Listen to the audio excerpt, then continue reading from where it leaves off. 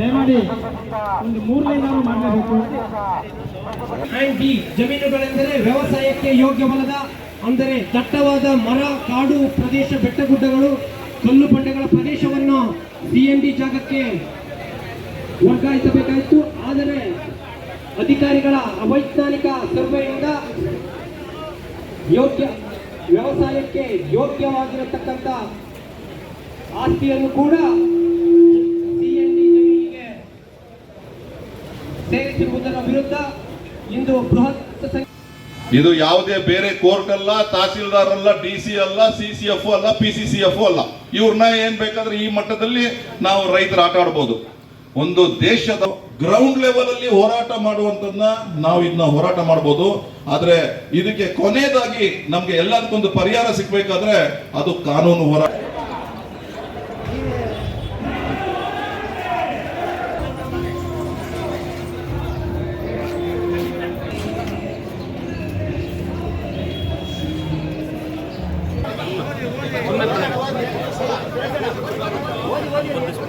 ಅಲ್ಲ, ಓದಿರೋದು ನೀವೀಗ ಏನ್ ಮಾತಾಡೋದು ಅಷ್ಟೇ ಓದಿರೋದು, ಅವ್ರು ಮಾತಾಡ್ಲಿ.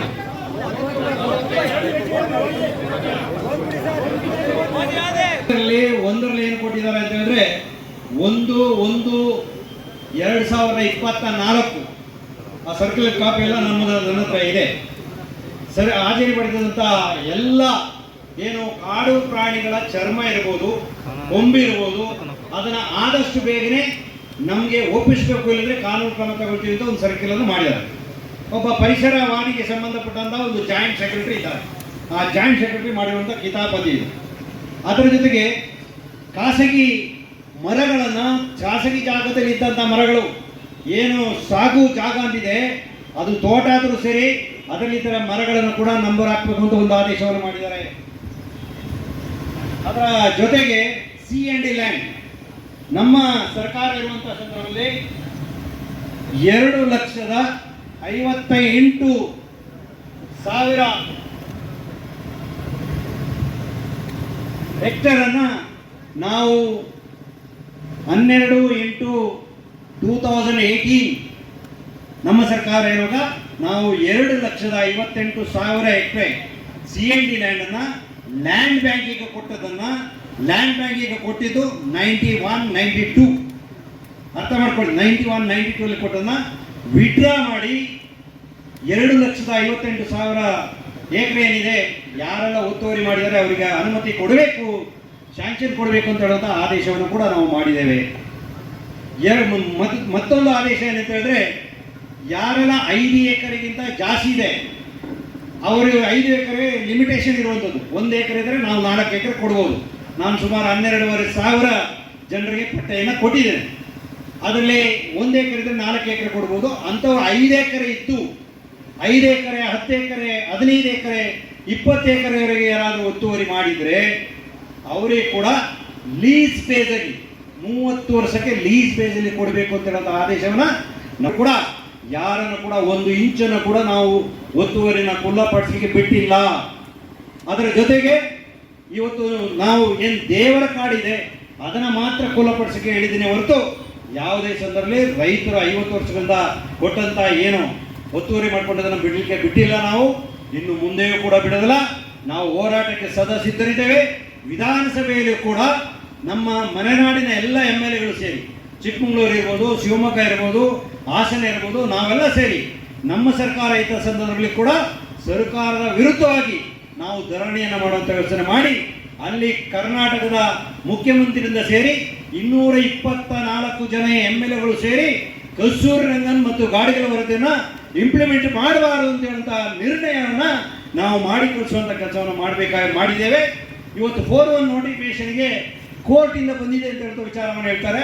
ಆದರೆ ಕೋರ್ಟಿಂದ ಬಂದರೂ ಕೂಡ ಸರ್ಕಾರ ಇವತ್ತು ಕೋರ್ಟಿಗೆ ಒಂದು ಅಫಿಡವಿಟನ್ನು ಫೈಲ್ ಮಾಡಬೇಕಾಗ್ತದೆ. ಅಫಿಡವಿಟನ್ನು ಫೈಲ್ ಮಾಡಿ ಅದನ್ನು ವಿಡ್ರಾ ಮಾಡಿಸುವಂಥ ವ್ಯವಸ್ಥೆಯನ್ನು ಕೂಡ ಮಾಡಬೇಕಾಗ್ತದೆ. ಈ ಸರ್ಕ್ಯುಲರ್ಗೆ ಏನು ಕಿಮ್ಮತ್ತಿಲ್ಲ. ಈ ಸರ್ಕ್ಯುಲರ್ ಕೊಟ್ಟಿದ್ದು ಕೇವಲ ಜಾಯಿಂಟ್ ಸೆಕ್ರೆಟರಿ ಆದಂತಹ ಫಾರೆಸ್ಟ್ ಡಿಪಾರ್ಟ್ಮೆಂಟ್ ಅಂತ ಒಬ್ರು ಲೇಡಿ ಕೊಟ್ಟಿದ್ದಾರೆ. ಅದನ್ನು ವಿಡ್ರಾ ಮಾಡಿಕೆ ಅಧಿಕಾರ ನಮ್ಮ ಫಾರೆಸ್ಟ್ ಮಿನಿಸ್ಟ್ರಿಗೆ ಇದೆ. 4-1 ನೋಟಿಫಿಕೇಶನ್ ಅಲ್ಲ, ಈ 3 ಸರ್ಕ್ಯುಲರ್ ಹೇಳಿದನಲ್ಲ, CND ಲ್ಯಾಂಡ್ನ ಫಾರೆಸ್ಟ್ ಮಾಡಬೇಕು ಅಂತ ನೋಟಿಸ್ ಕೊಟ್ಟಿದ್ದಲ್ಲ, ಇದನ್ನ ಫಾರೆಸ್ಟ್ ಮಿನಿಸ್ಟ್ರಿಗೆ ವಿಡ್ರಾ ಮಾಡೋ ಅಧಿಕಾರ ಇದೆ. ಫಾರೆಸ್ಟ್ ಮಿನಿಸ್ಟರ್ ಮಾಡಬೇಕಾಗ್ತದೆ. ಇಲ್ಲ ಅಂತ ಹೇಳಿದ್ರೆ ನಾವು ಕೂಡ ಒಂದು ರೀತಿಯಲ್ಲಿ ಹೋರಾಟವನ್ನು ಮಾಡಬೇಕಾಗ್ತದೆ. ಇವತ್ತು ನಾವು ಪಕ್ಷಾತೀತವಾಗಿ ಹೋರಾಟವನ್ನು ಮಾಡಿದ್ದೇವೆ. ಅದಕ್ಕೆ ಎಲ್ಲರೂ ಕೂಡ ಜಯ ಸಿಗಬೇಕು ಮತ್ತು ರೈತರಿಗೆ ಕೂಡ ಒಳ್ಳೆಯದಾಗಬೇಕು ಅಂತ ಒಂದು ನೇತೃತ್ವದಲ್ಲಿ ಬಹಳ ದೊಡ್ಡ ಸಂಖ್ಯೆಯಲ್ಲಿ ರೈತ ಬಾಂಧವರು ಎಲ್ಲರೂ ಸೇರಿದ್ರ, ಸಾರ್ವಜನಿಕ ಬಂಧುಗಳು ಸೇರಿದ್ರ, ಮಾಧ್ಯಮ ಮಿತ್ರರು ಸೇರಿದ್ರ, ಇವರೆಲ್ಲರ ಸಹಕಾರದಿಂದ ದೊಡ್ಡ ಸಂಖ್ಯೆಯಲ್ಲಿ ಒಂದು ಹೋರಾಟಕ್ಕೆ ಮುನ್ಸೂಚನೆಯನ್ನು ಇವತ್ತು ಕೊಡಗು ಜಿಲ್ಲೆಯಲ್ಲಿ ಕೊಡ್ತಾ ಇದ್ದೀವಿ. ಸಾಕಷ್ಟು ವರ್ಷಗಳ ಹಿಂದೆನೂ ಸಹ ಹೋರಾಟಗಳನ್ನು ತುಂಬಾ ಜನಗಳು ಮಾಡ್ಕೊಂಡು ಬಂದಿದ್ದಾರೆ, ಆದ್ರೆ ಯಾವುದು ಅಂತಿಮ ಘಟ್ಟಕ್ಕೆ ತಲುಪಲಿಲ್ಲ. ಮೊದಲದಾಗಿ ನಾವು ಇಷ್ಟು ಜನ ದೊಡ್ಡ ಸಂಖ್ಯೆಯಲ್ಲಿ ಸೇರಿದಂತ ರೈತರಿಗೆ ಮತ್ತೊಮ್ಮೆ ಮನ ತುಂಬಿದ ಸ್ವಾಗತವನ್ನ ಬಯಸ್ತಾ ಇದ್ದೀನಿ. ನಾನು 22 ವರ್ಷಗಳ ಹಿಂದೆ CND ಲ್ಯಾಂಡ್ ವಿರುದ್ಧವಾಗಿ ಒಂದು ಹೋರಾಟವನ್ನ ಇದೇ ವೇದಿಕೆಯಲ್ಲಿ 22 ವರ್ಷಗಳಿಂದ ಹೋರಾಟವನ್ನು ಮಾಡಬಂದು, ಅವತ್ತು ದೊಡ್ಡ ಸಂಖ್ಯೆಯಲ್ಲಿ ಏನು ಜನ ಸೇರಲಿಲ್ಲ. ಇದ್ರ ಬಗ್ಗೆ ಯಾರು ಒಂದು ಜವಾಬ್ದಾರಿಯನ್ನು ತಗೊಳ್ಳಿಲ್ಲ, ಅದು ಅಲ್ಲಿಂದಲೇ ಬಾಕಿ. ಅದಾದ ನಂತರ ಕಸ್ತೂರಿರಂಗನ್ ಇರ್ಬೋದು, CND ಲ್ಯಾಂಡ್ ಬಗ್ಗೆ ಹೋರಾಟ ಮಾಡಿದ್ರ ಬಂದ್ರು ಸಹ ನಮ್ಮನ್ನ ಆಳಿದಂತ, ಅದು ಕಾಂಗ್ರೆಸ್ ಇರ್ಬೋದು, ಬಿಜೆಪಿ ಇರ್ಬೋದು, JDS ಇರ್ಬೋದು, ಎಲ್ಲ ಪಕ್ಷದ ನಾಯಕರುಗಳು ನಮ್ಮ ಅಹವಾಲುಗಳನ್ನ ಸ್ವೀಕಾರ ಮಾಡೋದ್ರಲ್ಲಿ ಎಡವಿದ್ದಾರೆ ಅಂತ ಹೇಳಿದ್ರೆ ತಪ್ಪಾಗಲ್ಲ. ಇವತ್ತು ಒಂದು ಅಂತಿಮ ಘಟ್ಟಕ್ಕೆ ತಲುಪಿದ್ದೀವಿ ನಾವು. ಇವತ್ತು ಮಾಡುವಿಲ್ಲರ ಬಡಿ ಹಂತಕ್ಕೆ ಒಂದು ತಲುಪಕ್ಕೆ ನಾವು ಇವತ್ತು ರೈತರು ಬಂದಿದ್ದೀವಿ. ಇವತ್ತು CND ಲ್ಯಾಂಡ್ನ ತಮ್ಮ ಮುತ್ತಾತಗಳಿಂದ 50 ವರ್ಷಗಳಿಂದ ನಾವು ತೋಟಗಳನ್ನ ಮಾಡ್ಕೊಂಡು ಬಂದಿದ್ದೀವಿ ನಮ್ಮ ಭಾಗದಲ್ಲಿ. ಇವತ್ತು ಏಕಾಏಕಿ ಇವತ್ತು ತೋಟವನ್ನ ತೆರವುಗೊಳಿಸಬೇಕು, ಈ CND ಲ್ಯಾಂಡ್ ನಿಮಗೆ ಅಗತ್ಯ ಕೆಲಸವನ್ನು ಅವ್ರು ಮಾಡಿದ್ರೆ ನಾವು ಇಲ್ಲ ಅಂತ ಯಾರಿಗೂ ಹೇಳಲಿಕ್ಕೆ ಬಯಸಿದ್ದಿಲ್ಲ. ಎಲ್ಲರೂ ಸಾಕರ, ಆದ್ರೆ ಅಂತಿಮ ಘಟ್ಟ ತಲುಪಲಿಕ್ಕೆ ಸಾಧ್ಯವಾಗಿಲ್ಲ. ನಾವಿವತ್ತು ನಮ್ದು ಒಂದು ಸರ್ಕಾರದ ಪಕ್ಷದಲ್ಲಿ ನಾನು ಇವತ್ತು ಪ್ರತಿನಿಧಿಯಾಗಿ ನಾನು ಹೇಳ್ತಾ ಇದ್ದೀನಿ. ಇವಾಗಲೇ ನಾವು ನಮ್ಮ ಶಾಸಕರ ಮುಖಾಂತರ ಮತ್ತು ಪನ್ನಣ್ಣವರ ಮುಖಾಂತರ ನಾವು ಇವತ್ತು ಈ ವಿಷಯಗಳನ್ನು ಮನವರಿಕೆ ಮಾಡಿಕೊಂಡಿದ್ದೀವಿ. ಅವರು ಸಹ ಇವತ್ತು ರಿಟ್ ಪಿಟಿಷನ್ CJ ಮುಖಾಂತರ ಹಾಕ್ತೀನಿ ಅಂತ ಹೇಳುವ ಭರವಸೆಯನ್ನು ಸಹ ಪನ್ನಣ್ಣವರು ಕೊಟ್ಟಿದ್ದಾರೆ. ಶಾಸಕರು ಈ ಸ್ಥಳೀಯರಾಗಿದ್ದಾರೆ, ಅವರ ನೇತೃತ್ವದಲ್ಲಿ ಸರ್ಕಾರದ ಮಟ್ಟದಲ್ಲಿ ನಾವು ಏನ್ ಮಾಡಬೇಕು, ಮುಂದಿನ ದಿನಗಳಲ್ಲಿ ನಾವು ಒಂದು ಸ್ವಲ್ಪ ಜನಗಳು ಸೇರಿ ಮುಖ್ಯಮಂತ್ರಿಗಳನ್ನ ಭೇಟಿ ಮಾಡಿ ಈ ಒಂದು ಹೋರಾಟಕ್ಕೆ ನ್ಯಾಯವನ್ನು ಕೊಡಿಸಲಿಕ್ಕೆ ನಾವು ತುಂಬಾ ನಿಮ್ ಜೊತೆ ಕರ್ನಾಟಕ ರಾಜ್ಯದಲ್ಲಿದೆ, ಆದ್ರೆ ಜಾಸ್ತಿ ಎಫೆಕ್ಟೆಡ್ ಅಂದ್ರೆ ನಮ್ಮ ಕೊಡಗಿನಲ್ಲಿ. ಆದ್ರಿಂದ ಇದು ಅವ್ರ ಮನೆಗೆ ಅವ್ರದ್ದು ಆಸ್ತಿ ಅಂತಲ್ಲ, ಒಟ್ಟಿನಲ್ಲಿ ಇದು ಎಲ್ಲ ರೈತರ ಆಸ್ತಿ ಆಗಿದೆ. ಯಾಕೆ ಒಬ್ರಿಬ್ಬರದಲ್ಲ, ತಮಗೆ ಗೊತ್ತಿದೆ. ಫಾರ್ಮ್ 50, 53, 57 ಎಲ್ಲರದ್ದು ಪೆಂಡಿಂಗ್ ಇದೆ. ಯಾಕೋಸ್ಕರ CND ಲ್ಯಾಂಡ್ ಅಂತೇಳಿ ಅದನ್ನ ಹಾಗೆ ಇಟ್ಟಿದ್ದಾರೆ. ಆದ್ರಿಂದ ತಮ್ಮಲ್ಲಿ ಮತ್ತೊಮ್ಮೆ ಕೇಳ್ಕೊಳ್ಳೋದೇನೆಂದ್ರೆ, ಇದನ್ನ ಸರ್ಕಾರದ ಮುಖಾಂತರ CND ಲ್ಯಾಂಡ್ ಅನ್ನ ಮತ್ತೊಮ್ಮೆ ಸರ್ವೆ ಮಾಡಿ ಎಲ್ಲ ಅರ್ಜಿಗಳು ಬೇರೆ ಅದನ್ನ ಮಾತಾಡೋರು ಇದ್ದಾರೆ. ಇವಾಗ ಅವರು ಅರ್ಜೆಂಟ್ ಇರೋದ್ರಿಂದ ಅವರಿಗೆ ಒಂದು ಮನವಿ ಮುಖಾಂತರ ಅವರಿಗೆ ನಮ್ಮ ರೈತ ಹೋರಾಟ ಸಮಿತಿ ಮುಖಾಂತರ ಅವರಿಗೆ ಮನವಿ ಮಾಡಿಕೊಡ್ತೀವಿ. ಹಾಗೆ ನಮ್ಮ ಮುಖಂಡರಾದ ಮೀಸಲು ಅರಣ್ಯವೆಂದು ಕರ್ನಾಟಕ ಅರಣ್ಯ ಅಧಿನಿಯಮ 1963 ಪ್ರಕರಣ ಮೇಲೆ ಹೊರಡಿಸಿರುವ ಉದ್ಘೋಷಣೆಯನ್ನು ಹಿಂಪಡೆದು ಸಾಗುವಳಿ ಮಾಡಿಕೊಂಡು ಬರುತ್ತಿರುವ ರೈತರಿಗೆ ಹಕ್ಕುಪತ್ರ ನೀಡುವ ಬಗ್ಗೆ. ಸೊ ಇದ್ರ ಬಗ್ಗೆ ನಾವು ಇದನ್ನ ಮಾಡ್ತಾ ಇದೀವಿ. ಸರ್ ಕಸ್ತೂರಿ ಬರ್ದಿಲ್ವಲ್ಲ ಸರ್? ಇಲ್ಲೋಡಿ ಸರ್, ಇಲ್ಲೋಡಿ ಸರ್, ಮುಂದೆ ನೋಡಿ ಚರಣ್ ಕೇಳ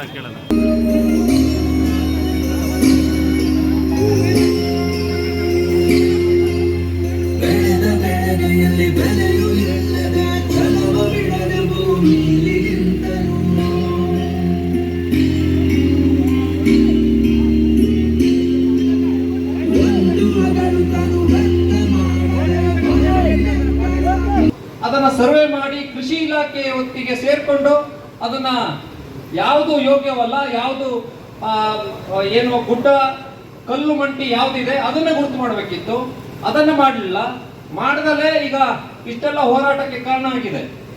ಆದ್ರಿಂದ ಇದನ್ನ ನಾವು ಪಕ್ಷಾತೀತವಾಗಿ ಈಗೇನು ಸರ್ಕಾರ ಇದೆ ಅವರ ವಿಶ್ವಾಸಕ್ಕೆ ತಗೊಂಡು ಇದನ್ನು ಮಾಡಬೇಕಾಗಿದೆ. ಯಾಕೆಂದ್ರೆ ಇದೇ ರೀತಿ ಮತ್ತೆ ಈಗ ಸುಪ್ರೀಂ ಕೋರ್ಟ್ ಅಲ್ಲಿ ತಾವು ಮೊನ್ನೆಲ್ಲ ನೋಡಿರ್ಬೋದು. ಸುಪ್ರೀಂ ಕೋರ್ಟ್ ಅಲ್ಲಿ ಈಗ ಒಬ್ರು ನೇಮಕ ಭೂ ಸ್ವಾಧೀನ ಅಧಿಕಾರಿ ಅಂತ ಒಬ್ಬರನ್ನ ನೇಮಕ ಮಾಡಿ 4-1 ನೋಟಿಫಿಕೇಶನ್ ಮಾಡಿ ಅದರಂತೆ ಕೂತಿ ಗ್ರಾಮದಲ್ಲಿ 117 ಹೆಕ್ಟೇರ್ನ ಅದನ್ನ ಅರಣ್ಯ ಭೂಮಿಗೆ ಹಸ್ತಾಂತರ ಮಾಡಬೇಕು ಅಂತೇಳಿ ಅದನ್ನ ಮಾಡಿದ್ದಾರೆ. ಸೊ ಇವೆಲ್ಲ ಅವೈಜ್ಞಾನಿಕ ಆಗಿದೆ. ಅದರಂತೆ ನಂತರ PDOಗೆ ಅದನ್ನ ಲೆಟರ್ ಮಾಡಿ ಸರ್ಕಾರದಿಂದ ಅರಣ್ಯ ಏನು CND ಇದೆ ಅದನ್ನ ಗುರ್ತು ಮಾಡಿ ಅಂತಿದೆ. ಸೊ ಇದನ್ನ ನಾವೀಗ ಮತ್ತೊಮ್ಮೆ ಸರ್ಕಾರದಲ್ಲಿ ಶಾಸಕರಿಗೆ ನಮ್ಮ ಮುಂದೆ ಇದ್ದಾರೆ. ಅವರಿಗೆ ತಮ್ಮ ಮೂಲಕ ಅವರಿಗೆ ವಿನಂತಿ ಮಾಡ್ಕೊಳ್ಳೋದೇನು ಅಂದ್ರೆ, ಇದನ್ನ ಸರ್ಕಾರ ಮಟ್ಟದಲ್ಲಿ ಮತ್ತೊಮ್ಮೆ CND ಲ್ಯಾಂಡ್ ಅನ್ನ ಅವೈಜ್ಞಾನಿಕ ಆಗಿರೋದನ್ನ ಸರ್ವೆ ಡಿಪಾರ್ಟ್ಮೆಂಟ್ ಇರ್ಬೋದು, ಕೃಷಿ ಇಲಾಖೆ ಇರ್ಬೋದು, ಇವ್ರನ್ನ ಮತ್ತೊಮ್ಮೆ ಅದನ್ನ CND ಲ್ಯಾಂಡ್ ಯಾವ್ದನ್ನ CND ಲ್ಯಾಂಡ್ ಅಂತ ಮಾಡಬೇಕು ಅಂತೇಳಿ ಒಂದು ಆದೇಶ ಮಾಡಿ ಅದರಂತೆ ಅದೇ ವರದಿಯನ್ನ ಸುಪ್ರೀಂ ಕೋರ್ಟಿಗೆ ಕೊಡಬೇಕು ಅಂತ ಕೇಳ್ಕೊಳ್ತೀನಿ. ಆದ್ರಿಂದ ತಮ್ಮೆಲ್ಲರ ಮುಖಾಂತರ ಇವತ್ತು ಅವರು ತುರ್ತು ಬೇರೆ ಕೆಲಸ ನಿಮಿತ್ತ ಇರೋದ್ರಿಂದ ಇವತ್ತು ಬಂದಿದ್ದಾರೆ. ಮಾಜಿ ಶಾಸಕರು ಸಮೇತ ಇಲ್ಲಿದ್ದಾರೆ. ದಯಮಾಡಿ ಅವರು ವೇದಿಕೆಗೆ ಬರಬೇಕು. ಏತಕ್ಕಾಗಿ ಹೋರಾಟ? ರೈತ ಉಳಿದರೆ ಏತಕ್ಕಾಗಿ ಹೋರಾಟ? ರೈತರ ಹೋರಾಟಕ್ಕೆ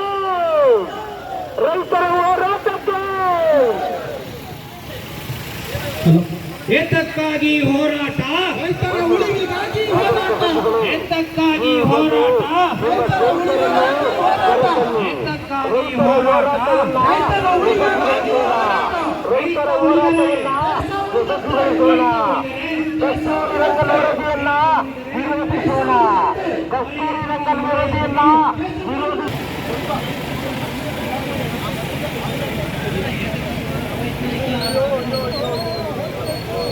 ತ್ರಿಶೂಲರೇ, ನಿಮ್ಮ ಹತ್ರ ಲೆಟರ್ ಕೊಟ್ಟಿದ್ದೀನಿ, ದಯಮಾಡಿ ಕೊಡಿ. ತ್ರಿಶೂಲರ್ ಎಲ್ಲಿದ್ರಿ?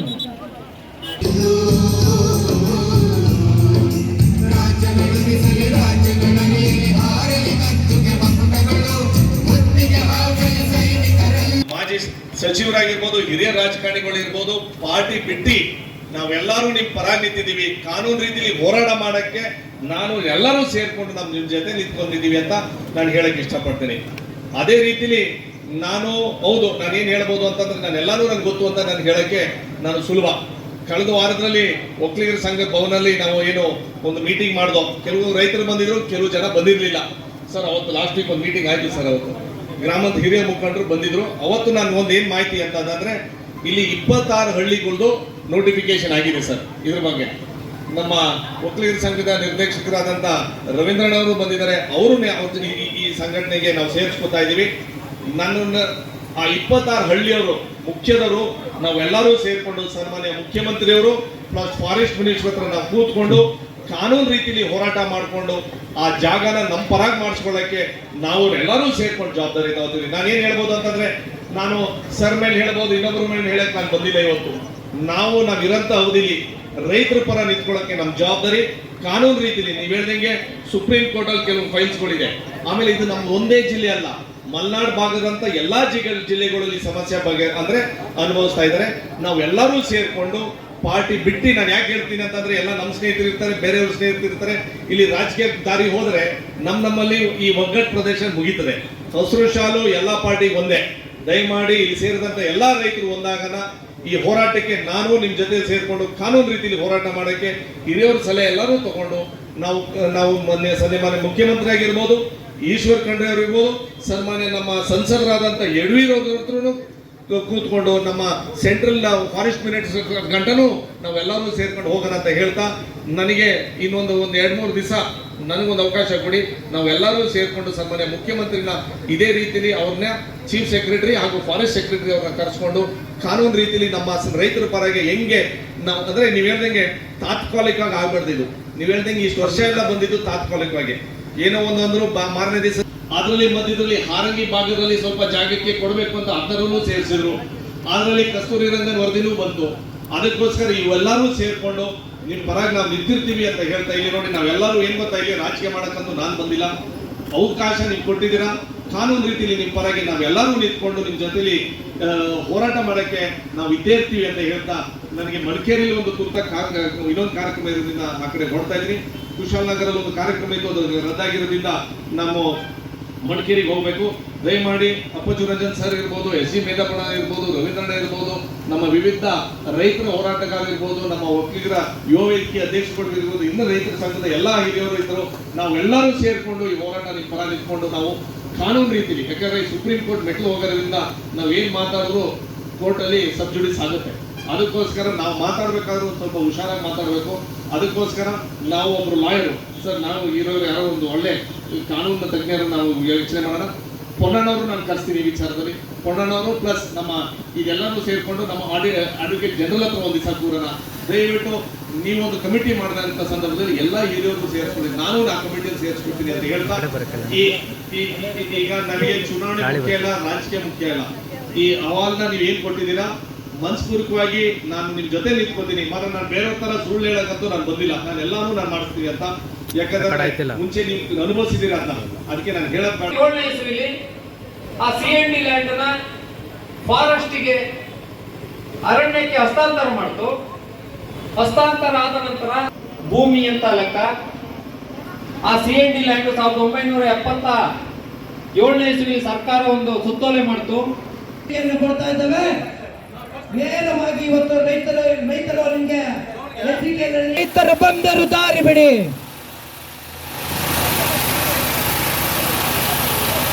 ಏತಕ್ಕಾಗಿ ಹೋರಾಟ, ಏತಕ್ಕಾಗಿ ಹೋರಾಟ, ಏತಕ್ಕಾಗಿ ಹೋರಾಟ. ದಯವಿಟ್ಟು ಬ್ಯಾನರ್ ಹಾಗೆ ತಮ್ಮ ಬ್ಯಾನರ್ ಅವರು ದಯವಿಟ್ಟು ಮುಂದೆ.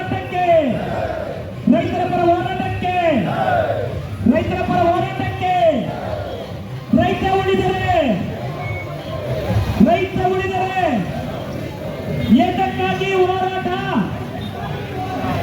ಏತಕ್ಕಾಗಿ ಹೋರಾಟ.